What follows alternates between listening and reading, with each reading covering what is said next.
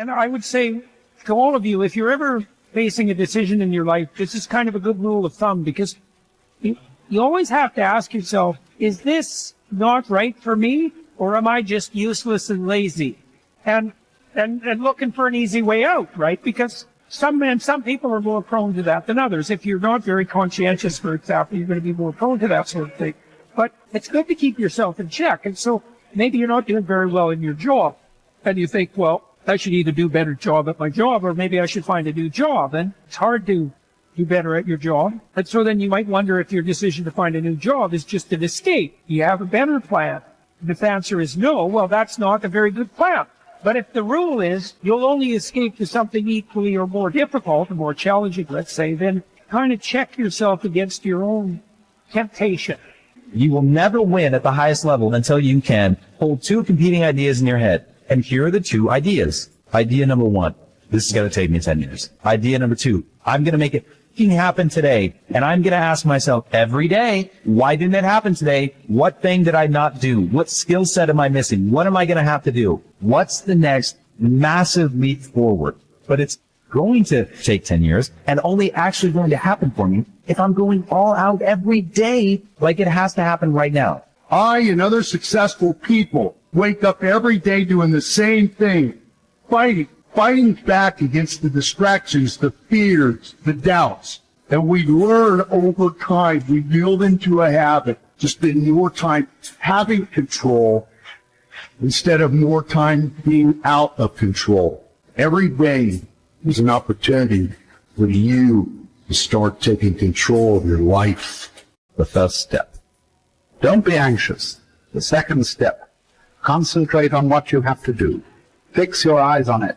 Remind yourself that your task is to be a good human being. Then do it without hesitation.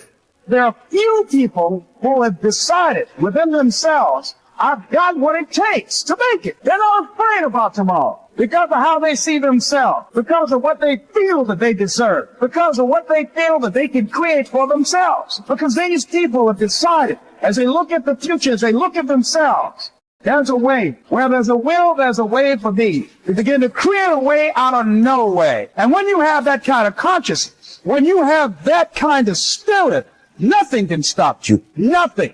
At dawn, when you have trouble getting out of bed, tell yourself, I have to go to work as a human being. What do I have to complain of if I'm going to do what I was born for, the things I was brought into the world to do, or is this what I was created for? To huddle under the blankets and stay warm, so you were born to feel nice. Instead of doing things and experiencing them, don't you see the plants, the birds, the ants and spiders and bees going about their individual tasks, putting the world in order as best they can, and you're not willing to do your job as a human being? Why aren't you running to do what your nature demands? You don't love yourself enough, or you love your nature too and what it demands of you. Casting aside other things, hold to the precious few. And besides, bear in mind that every man lives only the present, which is an indivisible point, and that all the rest of his life is either past or is uncertain. Brief is man's life, and small the nook of the earth where he lives. Brief, too, is the longest posthumous fate, void only by a succession of poor human beings who will very soon die, and who know little of themselves, much less of someone who died long ago. Just that you do the right thing. The rest doesn't matter, cold or warm, tired or well rested, despised or honored, dined or busy with other assignments. Because dying, too, is one of our assignments in life. Do as well. To do what needs doing. Look inward. Don't let the true nature of anything elude you. Before long, all existing things will be transformed, to rise like smoke, assuming all things become one, or be dispersed in fragments, to move from one unselfish act to another with God in mind. Only there, delight and stillness. When jarred, unavoidably by circumstances, revert at once to yourself and don't lose the rhythm more than you can help. You'll have a better grasp of the harmony if you keep going back to it. When another blames you or hates you, or people voice similar criticisms, go to their souls, Penetrate inside and see what sort of people they are. You will realize that there is no need to be racked with anxiety that they should hold any particular opinion about you. When you wake up in the morning, tell yourself, the people I deal with today will be meddling, ungrateful, arrogant, dishonest, jealous, and surly. They are like this because they can't tell good from evil. But I have seen the beauty of good and the ugliness of evil, and have recognized that the wrongdoer has a nature related to my own. Not of the same blood and birth, but the same mind, and possessing a share of the divine, and so none of them can hurt me. No one can imprecate me in ugliness, nor can I feel angry at my relative or hate him. We were born to work together like feet, hands, and eyes, like the two rows of teeth, upper and lower. To obstruct each other is unnatural. To feel anger at someone, to turn your back on him, these are unnatural. You want to begin to look out on your life and what you want for you. And I think that when we begin to focus in the area of what does it take for us to act, I think we can say events can inspire us to act. That particular event in his life. Circumstances.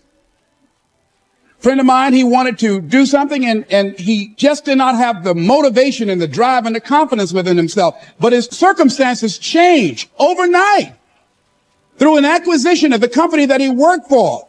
He lost his job through the inspiration of desperation. He had to act.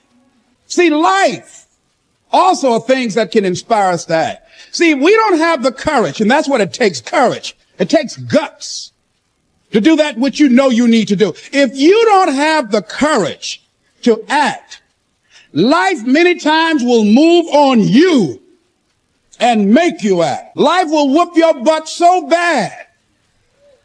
You will be so miserable. You will catch so much hell. You say, yes, I will do it. What do you want me to do? Take me. A friend of mine said, I can't stop smoking. I can't stop smoking. Doctor said, Sam Axelrod, you have emphysema. Sam never picked up another cigarette and said, look at those stupid people smoking. Sam, you did it for 35 years. How can you talk about people? Well, I was different. I'm trying to help them. They don't have to do the same thing I did. But be compassionate, Sam. Isn't it interesting how quickly we forget?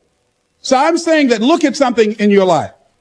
It might be just writing a letter to somebody to say thank you.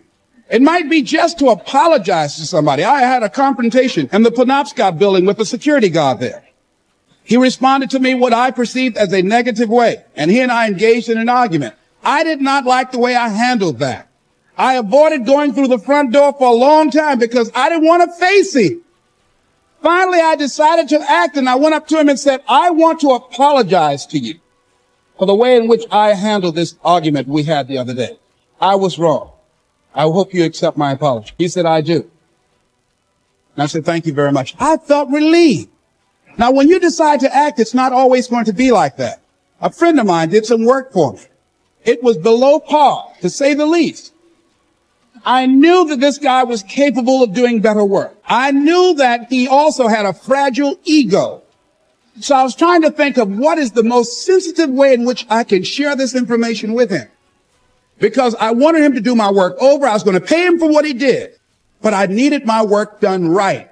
But I was afraid that I would hurt his feelings. So I was very, very meticulous in how I approached him. And I said, let me share this with you. You know I care about you and that you're a very talented and gifted person. And you and I both know that what you have given me is not a true reflection of your talents and abilities. And I'm saying, let's go back in the studio and do this again. And he said to me, I'm going to forget you ever said that. I was wiped out. He never spoke to me again. Now, when you decide to act, you're going to have some people like that. We're no longer friends. I lost sleep over that, ladies and gentlemen. I said, I can't believe that.